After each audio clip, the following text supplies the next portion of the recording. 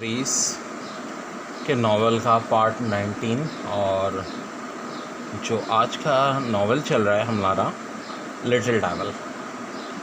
अली इमरान एक बहुत बड़ा जासूस है और अब की दौर का मुकाबला ऐसे लोगों से पड़ा है जो देखने में बच्चे लगते हैं लेकिन हकीकत में बड़ी एज के हैं और बड़े ख़तरनाक क्रिमिनल्स हैं।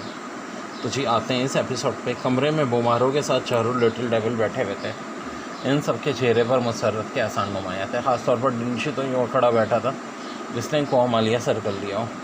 वो सब इस फाइल के बारे में बातें कर रहे थे। बोमारों को 01 का इंतज़ार था जो एयरपोर्ट से टिकट लेने गया हुआ था। थोड़ी देर बाद दरवाज़ा खुला और 01 अंदर दाखिल हुआ। सब उसे देखकर चौंकने लगे। टिकटें मिल गई 01? बोमारों ने चौंक कर इस्ताखा में स्ट्रेच में बोला। यस बॉस, टिकटें तो मिल गई। फ़्लाइट 1 घंटे बाद जा रही है। 01 ने करीब आकर मदवाना अंदाज में रुकते हुए कहा और फिर जेब से 2 टिकटें निकालकर उसने बोमारों के सामने रख दी।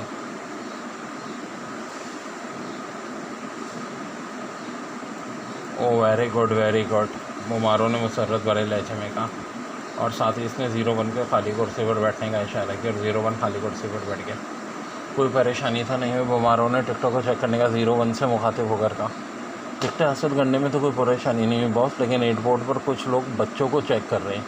वो लगता है जैसे इन्हें किसी ख़ास बच्चे किसी ख़ास चीज़ की तलाश है। 01 ने जवाब देते हुए कहा। इसका मतलब ये है कि सिक्योरिटी सर्विस हरकत में आ गई है। कुछ लोगों से तो ये मतलब हो सकता है ना पुलिस वाले चेकिंग करते हैं। बोमारों ने तशवीश भरे लहजे में कहा। मेरा भी ये ख्याल है बॉस, वो लोग शक्ल सूरत से ही सिक्योरिटी सर्विस के मेंबर लगते हैं और अल्लाह का हुक्म इनसे पूरा तावन कर रहे हैं। 01 ने जवाब दिया। चेकिंग कैसे कर रहे हैं तफसील बताओ? बोमारों ने कहा। वो हर बच्चे की मुकम्मल जामे तलाशी ले रहे हैं और साथ ही साथ हर मुसाफिर के सामान की एक आइटम की पूरी छानबीन कर रहे हैं, ख़ासतौर पर इंटरनेशनल परवाज़ों के मुसाफिरों की। 01 ने जवाब दिया। बॉस ऐसा नहीं हो सकता कि पहले मुकामी परवाज़ से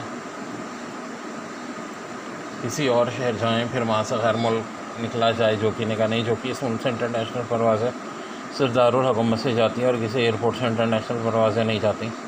बोमारों ने होठ काटते हुए कहा। फिर तो मामला ख़राब हो गया। क्यों ना रेलवे की मदद से किसी सरहदी शहर जाकर वहाँ से सरहद क्रॉस की जाए, जो कि नहीं कहा। मैंने भी यही बात सोची थी, इसलिए मैंने आते वक्त railway station, general bus stand और वैगन अड्डों को भी चेक किया। वहाँ भी इसी अंदाज में चेकिंग हो रही है। 01 ने जवाब देते हुए कहा। इसका मतलब हमारे यहाँ निकलने के लिए कोई मखसूस किस्म की प्लानिंग करनी पड़ेगी। बोमारों ने सोचते हुए कहा। यस बॉस, वरना तो फ़ाइल चेक हो जाएगी, जो कि नहीं कहा। बॉस ऐसा नहीं हो सकता कि इस फाइल की माइक्रोफिल्म बना ली जाए और फाइल को ज़ाया कर दें और माइक्रोफिल्म अपने साथ ले जाए, इससे आसानी होगी। बोमी ने तजवीज़ जगह हो तो सकता है, लेकिन हमारे पास यहाँ इसका प्रोसेस सर नहीं है और मैं किसी गैर की खदमात हासिल नहीं करना चाहता। इस तरह सिगरेट सर्विस को भी इतला मिल सकती है, बोमारों ने जवाब देते हुए कहा।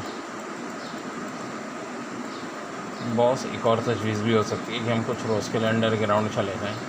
सिगरेट सर्विस आखिर कब तक चेकिंग करेगी? जैसे ही चेकिंग ख़त्म होगी हम निकल जाएंगे। टॉमी ने तजवीज़ पेश की। मखल में तजवीज़ दुरुस्त रहेगी।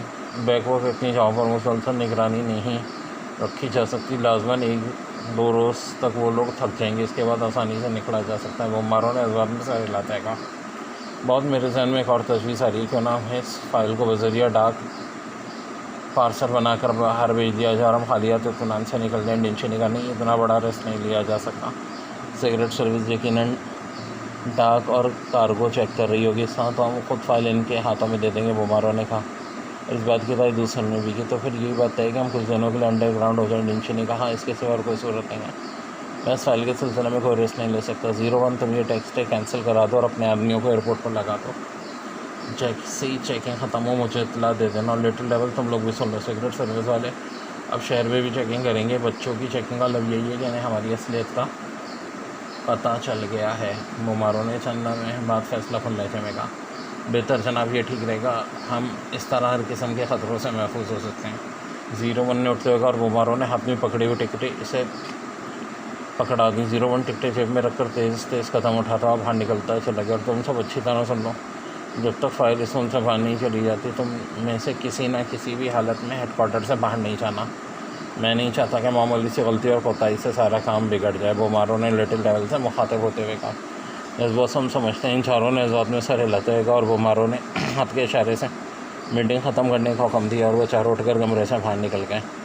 बोमारों इनकी जानियत काफ़ी देर तक अकेला बैठा कुछ सोचता रहा। वो फाइल को किसी ऐसी जगह महफूज करना चाहता था जहाँ से इसे आसानी से हासिल भी किया जा सके और वो हर सूरत में महफूज भी रहे। एक बार उससे ख्याल आया कि किसी बैंक लॉकर में उसे रखवा दे, लेकिन गैर मुल्कियों के लिए बैंक लाकर रखना मुमकिन ना था, और अगर किसी मुमकिन भी हो जाए तो शक पैदा हो सकता था। मुकामी महकमे में लॉकर हासिल करने के लिए शनाख्त का मसला दरपेश था, इसलिए उसने तजवीज़ भी रद्द कर दी। उसके बाद उसने फ़ाइल को रेलवे अमानत खाने में रखने के लिए बारे में सोचा, लेकिन वहाँ भी सामान की चेकिंग होती है, इसलिए ये तजवीज़ भी उसने रद्द कर दी।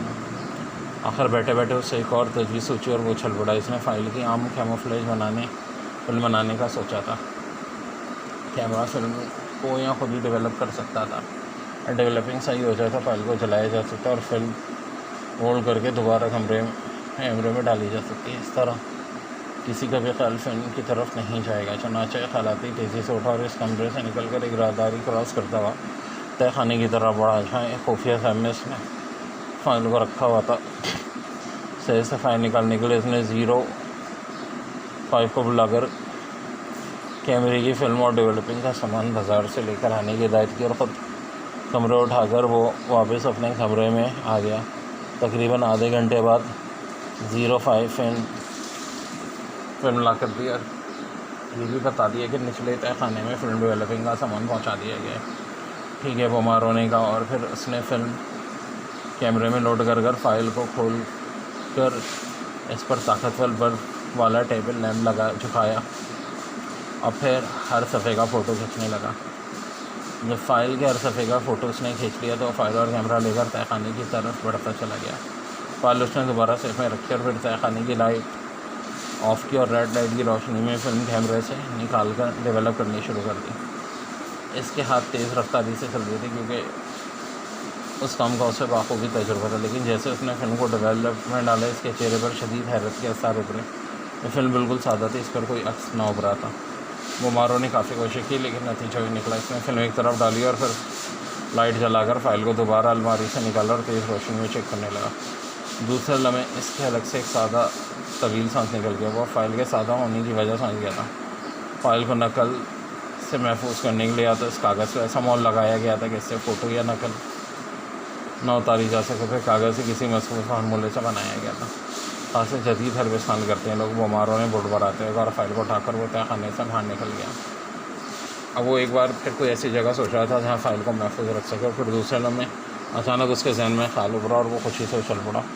उसने वो जगह सोच ली थी जहाँ फ़ाइल महफूज भी रखी जा सकती थी और उसे आसानी से निकाला भी जा सकता था। वो फ़ाइल उठाए तेज़ी से इमारत के बरामदे में आया और फिर वहाँ से सीढ़ी चढ़ता हुआ छत पर पहुँच गया। उसने फ़ाइल को छत से नीचे जाने वाले पड़नाले में महफूज करने का सोचा था। एक ऐसी जगह थी जिसकी तलाशी का किसी को ख्याल तक ना आ सकता था। छत से नीचे जाने वाले पड़नाले को बाहर से बंद कर दिया गया था और नीचे जाकर वो खुलते थे।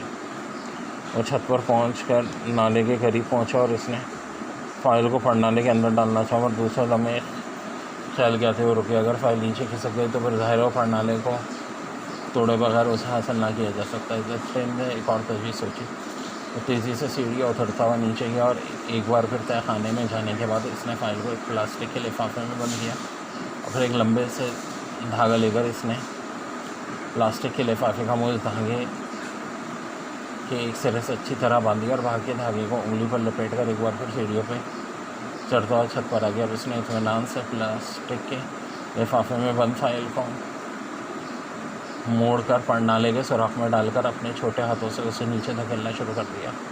जैसे जैसे फाइल नीचे जा रही थी उसकी उंगलियों पर लिपटा हुआ धागा खुलता चला जा रहा था। जब फाइल काफ़ी नीचे चली गई तो उसने इधर उधर देखा। अब धागे को किसी ऐसी चीज़ से बांधने का मसला दरपेश था कि धागा फाइल के खिंचाव की वजह से अंदर भी ना चला जाए और बजाय देखने से उसकी मौजूदगी का एहसास भी ना हो। फिर इसकी नज़र पड़नाले के साथ ही नेक्स्ट टेलीविज़न एंटेना पर पड़ी और वो खुशी से उछल पड़ा। उसने धागे को दीवार के साथ रखते हुए एंटेना के बांस के साथ लपेटना शुरू कर दिया और फिर गांठ दे दी। इसने धागा इस अंदाज में बांधा जैसे धागा खुद ब खुद इससे लिपटा हुआ। धागे को बांधने के बाद वो पीछे हटा और फिर दूर हटकर इसने धागे का जायज़ा लेना शुरू कर दिया। आम नज़रों से देखने पर यही ख्याल आता था कि हवा की वजह से कोई धागा उड़ता हुआ छत पर आ गया और एंटीने से लिपट गया। और ज़ाहिर है इसके अलावा किसी तो इसकी असल हकीकत का इल्म ही ना हो सकता था, इसलिए पूरी तरह मुतमईन हो गया था। अब अगर सिगरेट सर्विस कोठी पर छापा भी मारे तब भी फ़ाइल हासिल नहीं कर सकती थी। ऐसे फ़ाइल को मज़ीद महफूज करने के लिए इसने ये फ़ैसला कर लिया था कि खुद लिटिल डेविल समीत अलैदा कोठी में रहेगा सिगरेट सर्विस पर तलाश होगी तो बच्चों की, और बच्चों की अदब मौजूदगी में कोठी पर ज़्यादा तवज्जो नहीं देगी। चुनाच वो तेज़ी से सीढ़ियाँ उतरता चला गया ताकि अपने नए फैसले को अमली जामा पहना सके।